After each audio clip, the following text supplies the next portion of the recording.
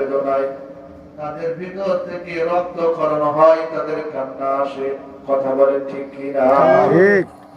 ভাই আমার, বন্ধুরা আমার, অন্য কোনো আলোচনা নয়, আমি আপনাদের মাঝে ছোট্ট একটি আয়াত তেলাওয়াত করেছি। আমার আল্লাহ বলেন, ওয়ামা আরসালনাকা ইল্লা রাহমাতাল লিল আলামিন।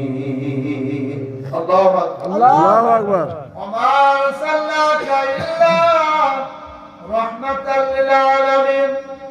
আমার নবী হলো তামাম জাহানের জন্য রহমত, আমার নবী হলো তামাম জাহানের জন্য বরকত। যেরকম সুবহানাল্লাহ, সুবহানাল্লাহ। আমার নবী কেমন রহমত, আমার নবী কেমন বরকত, নবীর জীবনে পড়লে পাওয়া যায়। আমার নবীজি উস্তাদে হান্নানা নামে একটা গাছের উপর উঠে তিনি খুতবা পাঠ করতেছিলেন। এমন একটি সময় উস্তাদে হান্নানা আমার নবী বলেন, এই গাছটা কেটে ফেলেন, এখন থেকে এখানে সুন্দর মিম্বার বানাও। এই উস্তাদে হান্নানা গাছটা কান্না শুরু করে দিলেন। আমার নবীজি ডাক দিয়ে বলেন, গাছ তুমি কেন কাঁদো? তিনি আল্লাহর দরবারে ফরিয়াদ করে, আল্লাহ আমাকে জবান খুলে দেন, আমি নবীকে আমার মনের ভাষা বলে দিলেন। আল্লাহু আকবার, আল্লাহু আকবার। উস্তাদে হান্নানা গাছটা আমার নবীকে ডাক দিয়ে বলে, ইয়া রাসূলুল্লাহ, ইয়া হাবিবাল্লাহ, হুজুর, আমি আপনার পিঠে হিলান দিয়া সুন্দর করে রাখতাম, আমার উপরে উঠে আপনি খুতবা দিতেন, এতদিন আপনার শরীরের একটা সুঘ্রাণ আমার গায়ে লেগে গেছে।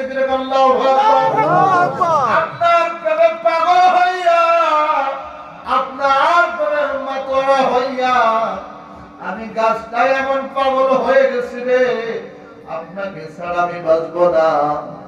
আপনি বলে দেন নবী, আপনি আমাকে এখান থেকে যখন অন্য জায়গায় দিবেন তাও আফসোস নাই। বলেন নবী, আপনি আমাকে জান্নাতের ভিতর আপনার সঙ্গে রাখবেন কিনা? সুবহানাল্লাহ। আমার নবী বলেন, উস্তাদে হান্নানা শুনে রাখো,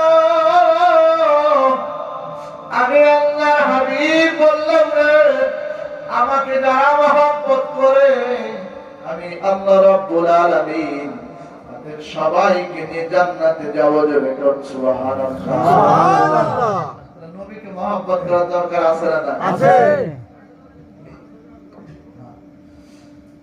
আমার নবীকে মহব্বত করতো একজন ইহুদি বালক।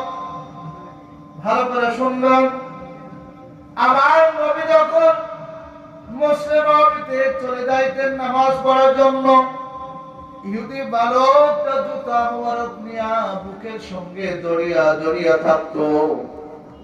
যখন নামাজ পড়ে আমার নবী আসতো, আবার জুতা মোবারক তিনার পায়ের সামনে দিতেন। আল্লাহু আকবার। আজকে যদি আমরা কোন উস্তাদের, কোন শিক্ষকের, কোন বড় ভাইয়ের মা বাবার জুতা গুলাকে দিই, তখন মানুষ বলে এই ছেলের ভিতর কোনো জ্ঞান নাই। কথা বলেন ঠিক কিনা? আসলে প্রকৃত জ্ঞানী তারা যারা বড়দের সম্মান করে। আল্লাহু আকবার।